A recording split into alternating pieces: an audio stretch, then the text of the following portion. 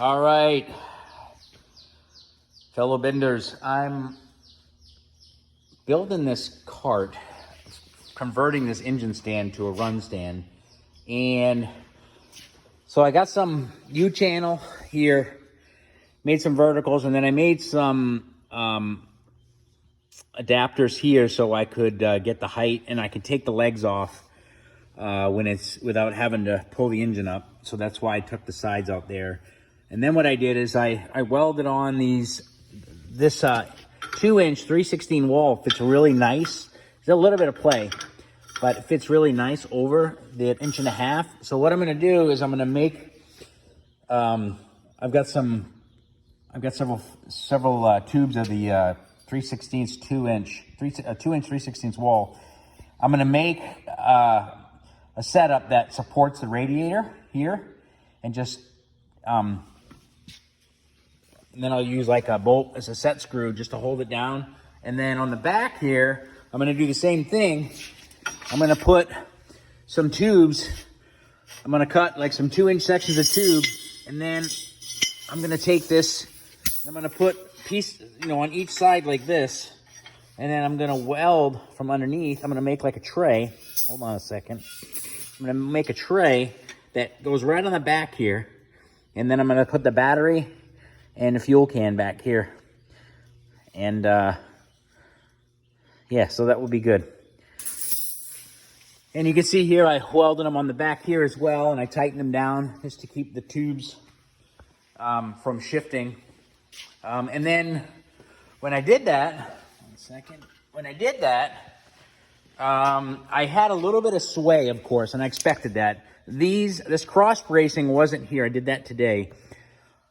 There was the slight movement, probably about 1/2 inch of sway back and forth, where there's just due to the rubber isolators and everything was just there was a little bit of play down here. So what I did is I took some 3-inch wide, 3-inch by 1/8 inch thick, and I made some cross braces. You can see the legs are not on the same plane; they're offset. This one's set back. This one's set back a little farther than that one, and I set them up and I drilled and tapped holes in the legs.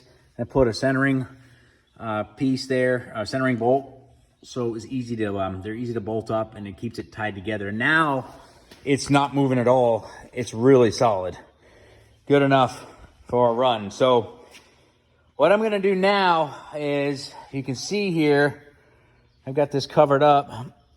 I'm getting ready to put the manifold in. You can see I've got a bunch of shit over here. Excuse the mess. Got the water pump. I've got the thermostat housing, that neck there. And then here, what I'm doing now is I had to paint these brackets here, and here. I had to paint them. I am going to switch out all the old bolts for some yellow oxide ones that look a little bit prettier and won't get all rusty. And then I've got this here. I had to clean this up. This is the bracket for the carb that goes there.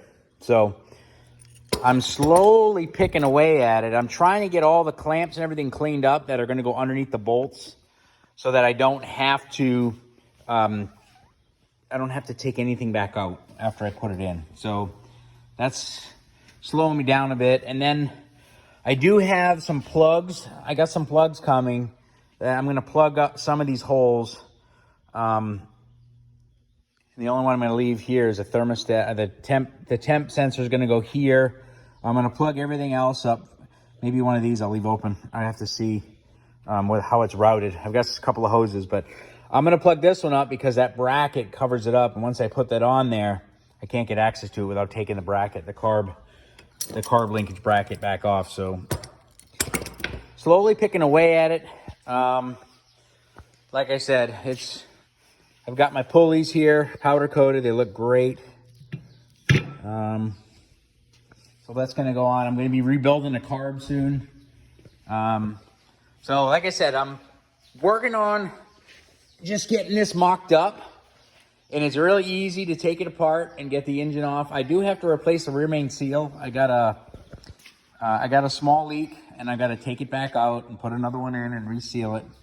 I took out this pin here that was for the rotation, and I put a bolt all the way through. It made it a bit more stout. So it's coming along. And I'm going to just keep picking away at it. Got the old mechanical fuel pump on. I decided to use some Allens because they're a little easier to access. I had a real bare time getting in the back here. I don't know, I was struggling with that. So I decided to go with a socket head cap screw on the fuel pump.